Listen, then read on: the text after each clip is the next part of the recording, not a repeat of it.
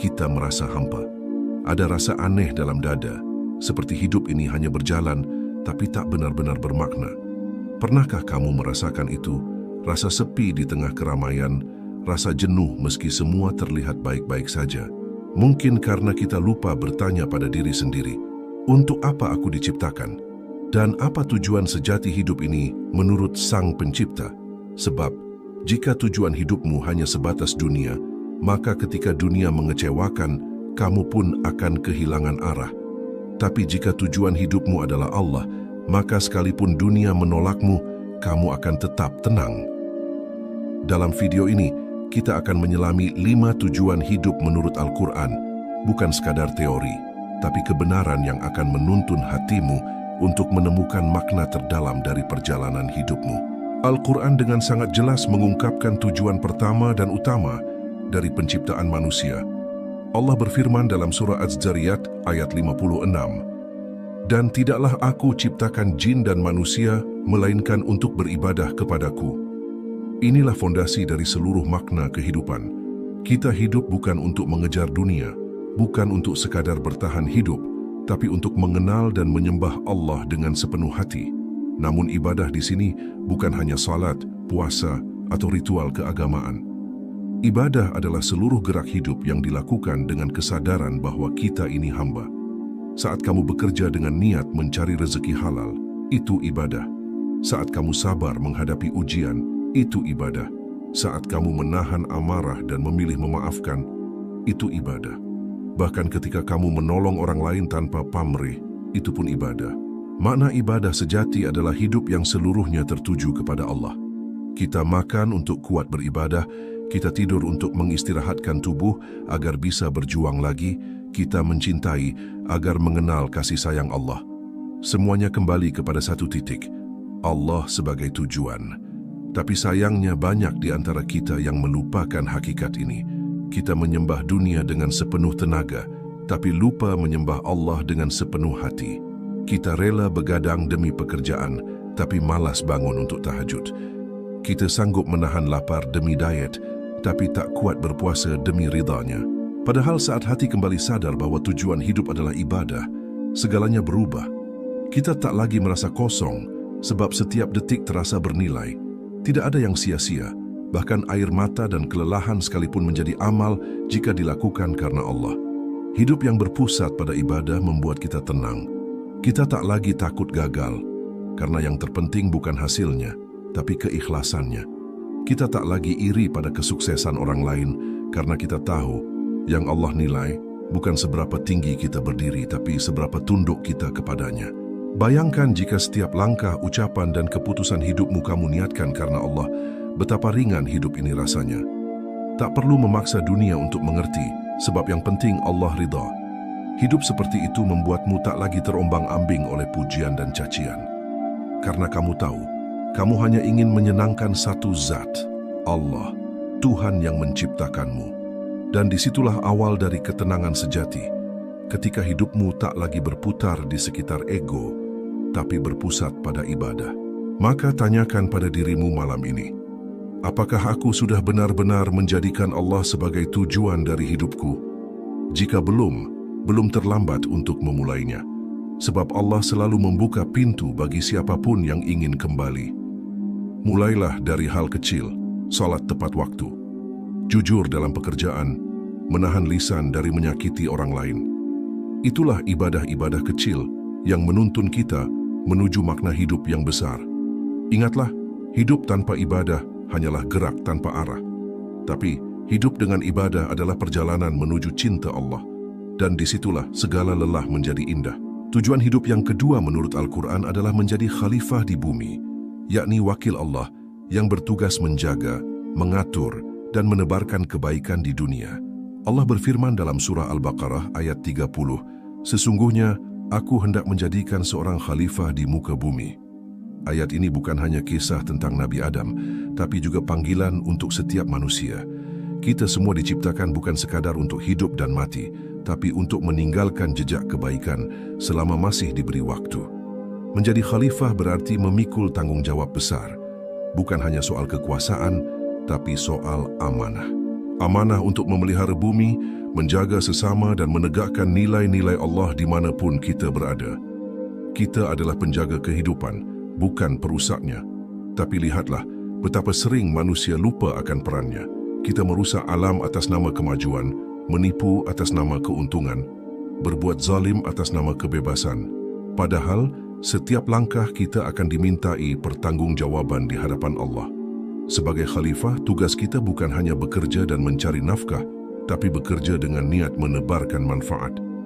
Khalifah sejati bukan yang berkuasa di mata manusia, tapi yang bertanggung jawab di hadapan Allah. Kamu mungkin bukan pemimpin negara, tapi kamu bisa jadi pemimpin bagi dirimu sendiri.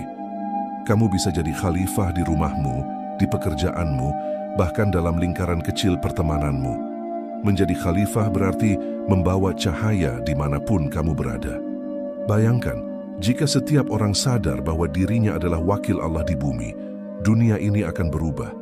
Tak ada lagi yang menipu, karena sadar Allah Maha Melihat. Tak ada lagi yang serakah, karena tahu dunia ini hanya titipan. Tak ada lagi yang saling menyakiti, karena setiap manusia memikul amanah yang sama. Kita diciptakan bukan untuk saling mengalahkan, tapi saling menguatkan. Bukan untuk bersaing dalam kesombongan, tapi berlomba dalam kebaikan. Menjadi khalifah artinya berbuat sesuatu yang meninggalkan manfaat jangka panjang.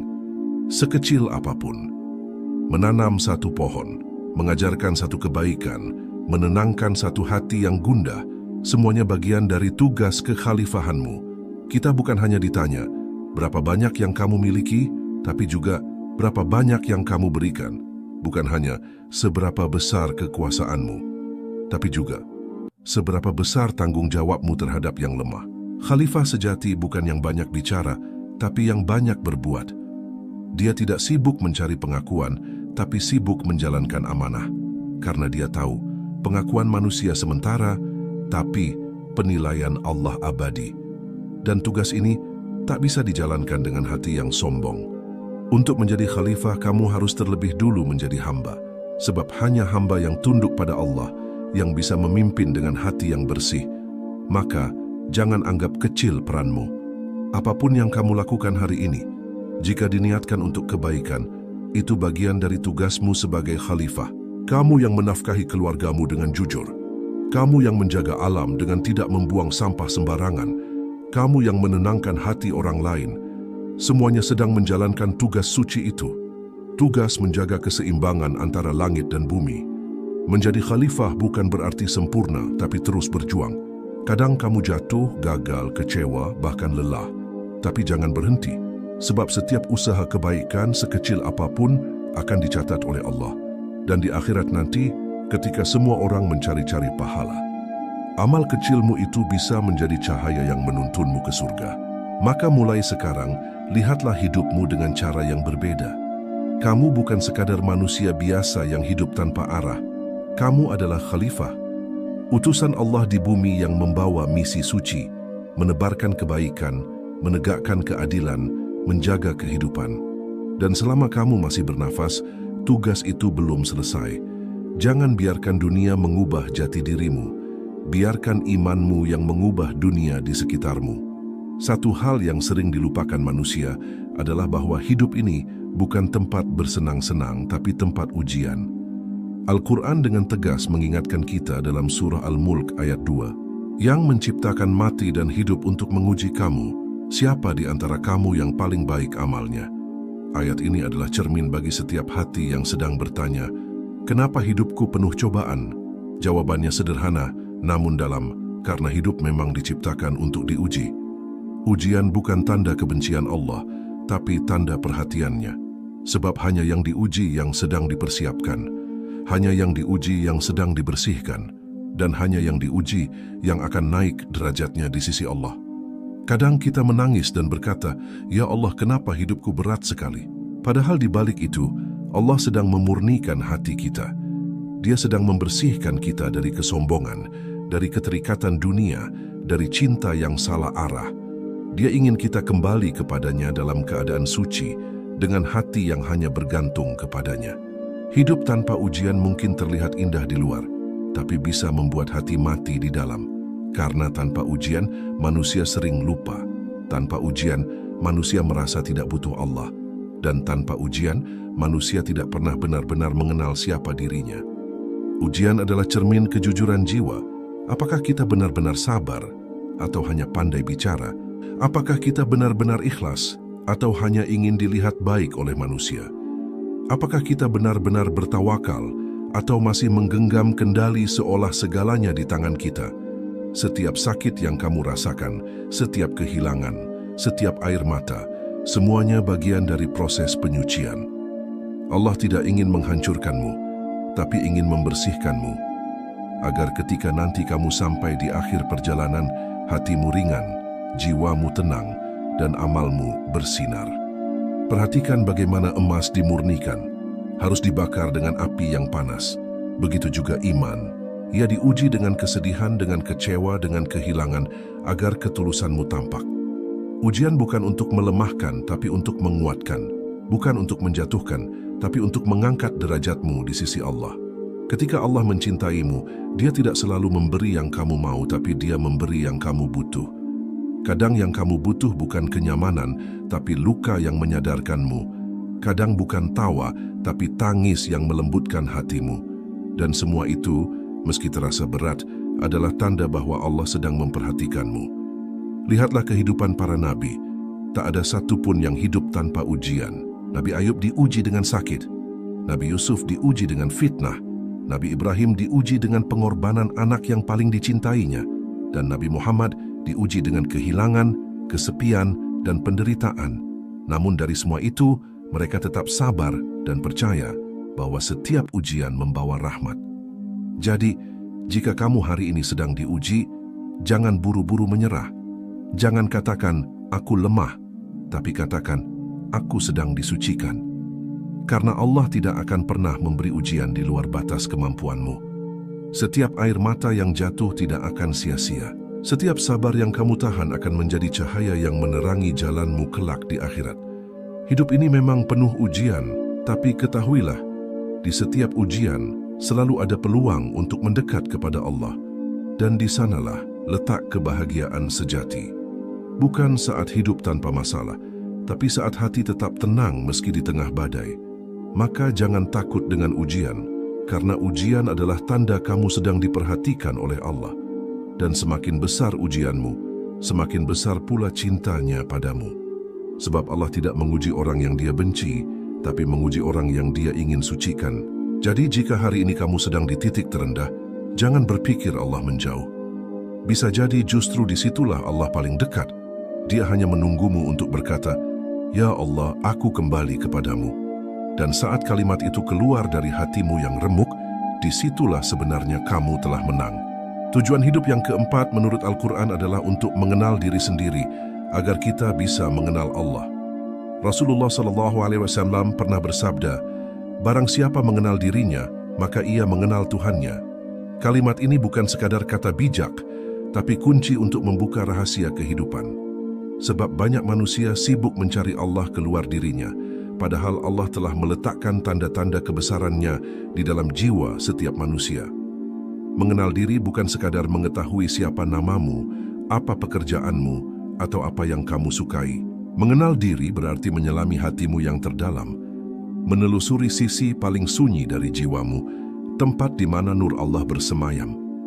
Kita sering mencari kedamaian di luar, padahal sumber kedamaian itu ada di dalam. Kita mencari cinta dari manusia, padahal cinta sejati ada dalam hubunganmu dengan Sang Pencipta. Allah berfirman dalam surah Fussilat ayat 53, "Kami akan memperlihatkan kepada mereka tanda-tanda Kami di segenap penjuru dan pada diri mereka sendiri, sehingga jelas bagi mereka bahwa Al-Quran itu benar." Ayat ini menegaskan bahwa perjalanan spiritual sejati bukan hanya keluar tapi juga ke dalam. Kamu tak akan benar-benar mengenal Allah sebelum kamu mengenal siapa dirimu di hadapannya. Mengenal diri berarti menyadari kelemahan, keterbatasan, dan kefanaan kita. Bahwa sekuat apapun manusia, kita tetap rapuh tanpa pertolongan Allah. Bahwa sehebat apapun pencapaian kita, semuanya hanya sementara.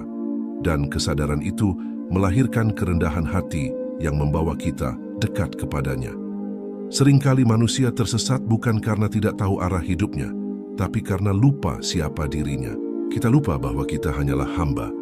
Kita sibuk membuktikan diri di mata manusia, tapi lupa memperbaiki diri di hadapan Allah.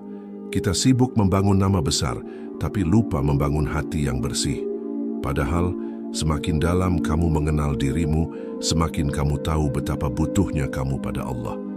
Ketika kamu mengenal dirimu, kamu akan tahu bahwa sumber kecewamu bukan dari dunia, tapi dari hatimu yang masih terlalu berharap pada dunia. Kamu akan sadar bahwa sumber gelisahmu bukan karena hidup ini berat, tapi karena hatimu belum sepenuhnya pasrah. Dan ketika kamu mengenal dirimu hingga titik itu, kamu akan menemukan Allah yang selama ini ternyata tak pernah jauh. Mengenal diri juga berarti mengenal suara hatimu, mengenal fitrah yang Allah tanamkan sejak awal penciptaan. Dalam dirimu ada cahaya yang ingin kembali kepada asalnya, kepada Tuhan yang menciptakannya. Maka jangan biarkan cahaya itu padam karena kesibukan dunia. Luangkan waktu untuk hening, untuk merenung, untuk berdialog dengan hatimu sendiri. Tanyakan, apa sebenarnya yang aku cari dari hidup ini? Apakah aku hidup untuk dunia atau untuk Allah?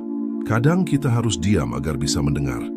Kadang kita harus sendiri agar bisa mengenal siapa diri ini sebenarnya.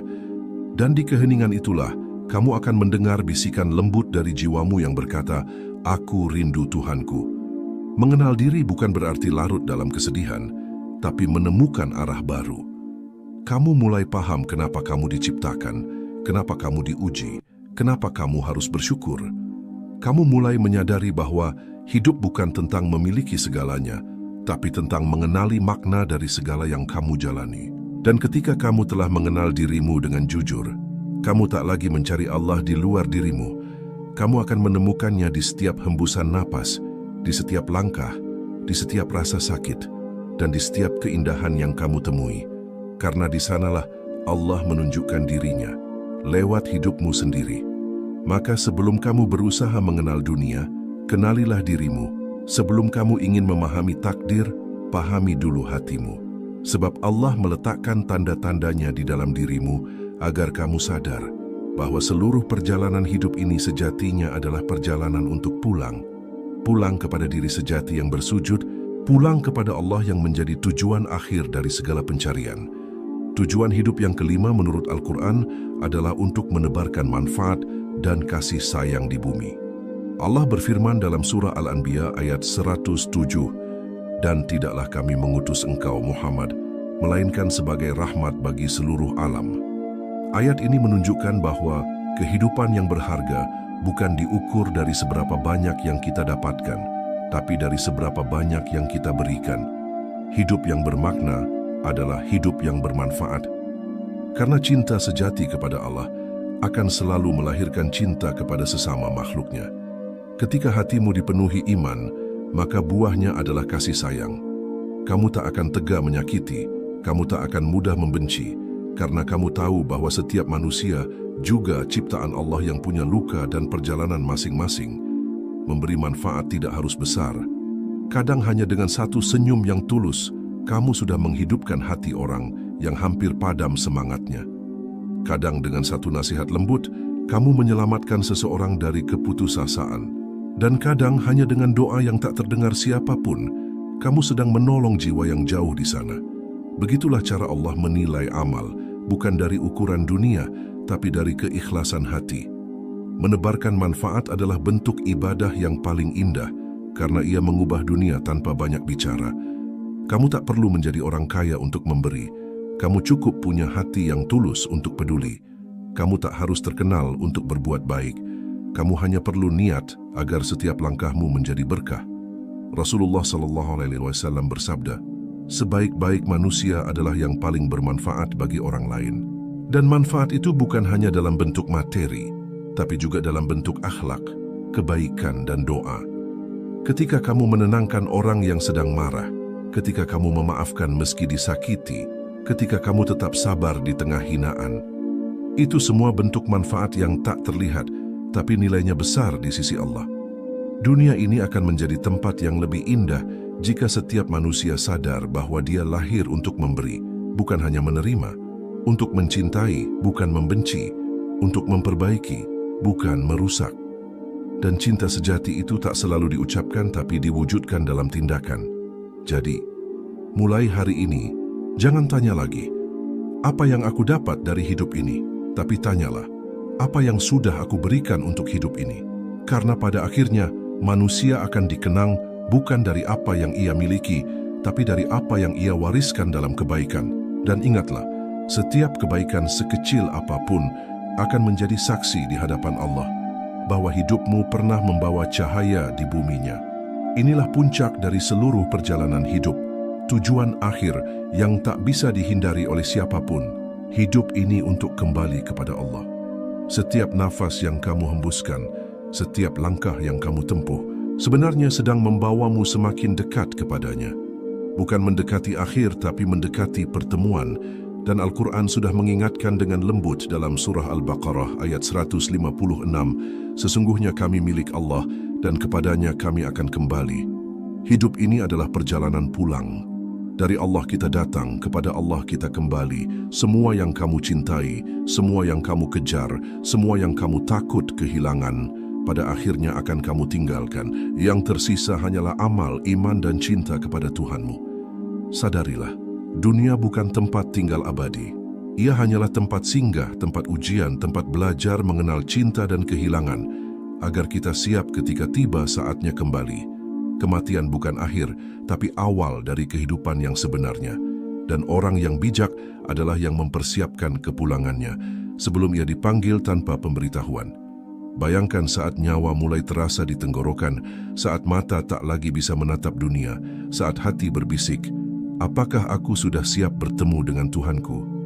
Itulah pertanyaan yang seharusnya selalu kita bawa dalam hati, agar setiap langkah menjadi lebih berhati-hati dan setiap hari menjadi lebih berarti. Kita hidup bukan untuk menumpuk harta, bukan untuk mengejar pujian, tapi untuk menyiapkan bekal pulang. Bekal berupa amal, kesabaran, keikhlasan, dan hati yang bersih. Sebab yang Allah lihat bukan penampilan, bukan jabatan, bukan kemewahan, tapi hati yang datang kepadanya dengan penuh keikhlasan. Allah berfirman dalam surah Asy-Syu'ara ayat 88-89, pada hari itu tidak berguna lagi harta dan anak-anak, kecuali orang yang datang kepada Allah dengan hati yang bersih. Hati yang bersih hanya dimiliki oleh mereka yang sepanjang hidupnya selalu berusaha dekat dengan Allah, yang bersabar dalam ujian, yang tulus dalam berbuat, yang memaafkan meski disakiti, dan yang tetap bersyukur meski kehilangan. Maka jangan takut dengan kematian, takutlah jika hidupmu belum bermakna, karena kematian bukan kegelapan, tapi cahaya bagi jiwa yang telah siap bertemu dengan Sang Kekasih. Dan orang yang mengenal Allah tak akan takut mati, karena baginya kematian hanyalah pintu untuk pulang ke rumah yang sebenarnya. Setiap kesedihan, setiap perjuangan, setiap air mata, semuanya akan terbayar saat Allah menyambutmu dengan kalimat, "Wahai jiwa yang tenang, kembalilah kepada Tuhanmu dengan hati yang ridha dan diridai." Itulah tujuan akhir dari semua tujuan hidup manusia. Segala ibadah, segala ujian, segala cinta, dan segala manfaat yang kita tebarkan, semuanya bermuara pada satu titik, kembali kepada Allah dengan hati yang damai. Maka tenangkanlah hatimu, hiduplah dengan niat yang benar, jalani setiap hari dengan penuh syukur, berbuatlah baik tanpa pamrih, dan ingatlah setiap langkah yang kamu ambil, setiap detik yang kamu habiskan adalah bagian dari perjalanan pulang menuju Allah. Jangan sia-siakan hidup yang singkat ini. Gunakan untuk mengenal, menyembah, mencintai, dan berbuat baik, agar ketika tiba waktunya berpulang, kamu bisa tersenyum dan berkata, "Ya Allah, aku telah mencoba sebaik yang aku bisa, kini aku pulang kepadamu." Pada akhirnya, hidup ini bukan tentang seberapa lama kita hidup, tapi seberapa dalam kita memahami arti hidup itu sendiri. Bukan tentang seberapa banyak yang kita miliki, tapi seberapa banyak yang kita beri. Bukan tentang seberapa sering kita tertawa, tapi seberapa tulus kita bersyukur di setiap keadaan. Hidup ini adalah perjalanan singkat antara azan dan salat terakhir. Ketika kita lahir, kita diazankan tanpa salat. Dan ketika kita mati, kita disalatkan tanpa azan. Itulah tanda betapa cepat waktu berlalu Semuanya akan berakhir kecuali amal, cinta, dan keikhlasan yang kita tanam di jalan Allah. Maka jika hari ini kamu masih diberi kesempatan hidup, jangan sia-siakan waktu untuk hal yang tak membawa makna. Gunakan hidupmu untuk mengenal Allah, untuk beribadah, untuk berbuat baik, untuk membawa manfaat, dan untuk menyiapkan diri kembali kepadanya. Ingatlah, hidup ini bukan tentang mencari tempat ternyaman di dunia, tapi tentang menyiapkan tempat terbaik di akhirat. Bukan tentang memuaskan ego, tapi tentang menenangkan jiwa dengan mengingat Allah. Karena hanya dengan mengingat Allah, hati menjadi tenang. Ya Allah, jika selama ini kami terlalu sibuk dengan dunia, maafkan kami yang lupa arah. Jika hati kami keras oleh ambisi, lembutkanlah dengan kasih-Mu. Jika langkah kami menjauh dari-Mu, bimbinglah kami kembali kepada cahaya-Mu. Ya Allah, jadikan hidup kami penuh makna. Jadikan setiap napas kami ibadah, setiap langkah kami manfaat, dan setiap ujian kami jalan untuk mengenal-Mu. Dan ketika tiba waktunya kami kembali, izinkan kami pulang dalam keadaan Engkau ridha kepada kami, dan kami ridha dengan segala ketetapan-Mu. Sebab pada akhirnya, tak ada yang lebih indah daripada pulang kepada-Mu dengan hati yang tenang dan jiwa yang berserah. Itulah makna sejati dari hidup, bukan sekadar untuk ada, tapi untuk kembali kepada Yang Maha Ada.